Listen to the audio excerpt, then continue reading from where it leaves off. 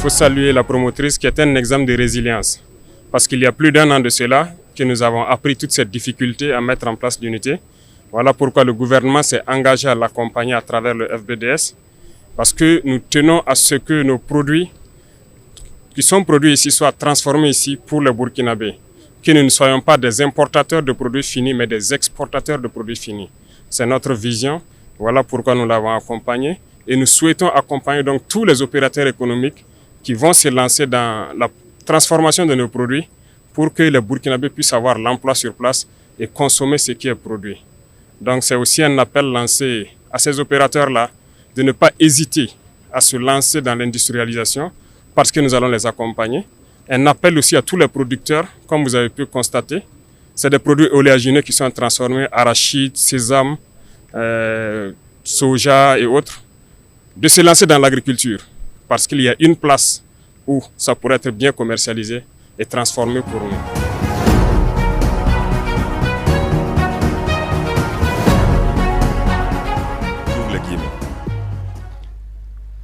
C'est avec joie et un immense plaisir que je préside, en ce jour 29 avril 2024 et en ces lieux, la présente cérémonie d'inauguration des installations de la société Adiprod Industrie SA, une société qui cadre avec la vision du gouvernement d'impulser une nouvelle dynamique dans l'industrialisation de notre pays.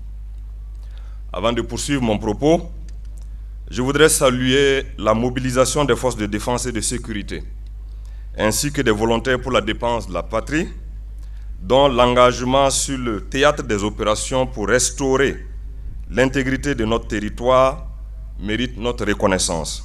La présente cérémonie d'inauguration d'une nouvelle unité industrielle témoigne non seulement de la capacité de la résilience du secteur privé national, en dépit des multiples contraintes liées au contexte sécuritaire, mais aussi et surtout de sa volonté et de son engagement patriotique à prendre une part active aux côtés du gouvernement à l'édification d'une économie nationale forte et indépendante au profit de nos populations. Je salue solennellement, à sa juste valeur, cet engagement et invite nos opérateurs économiques à poursuivre dans cette dynamique en investissant davantage dans le montage de nouvelles unités industrielles qui participent à la création de valeur ajoutée de nos matières premières et d'emplois décents et au renforcement de la souveraineté économique et alimentaire de notre pays. L'événement dont nous sommes les témoins privilégiés ce matin traduit un progrès significatif dans le renforcement du tissu industriel du Burkina Faso. Il renforce et confirme l'ambition affichée du gouvernement d'accélérer le processus d'industrialisation de notre cher pays. Mesdames et messieurs, l'agence d'Eli internationale Prod Industrie, en abrégé Adiprod Industrie SA, est un complexe industriel qui, une fois fonctionnel, devrait contribuer à augmenter l'offre d'huile alimentaire de beurre de karité sur le marché national.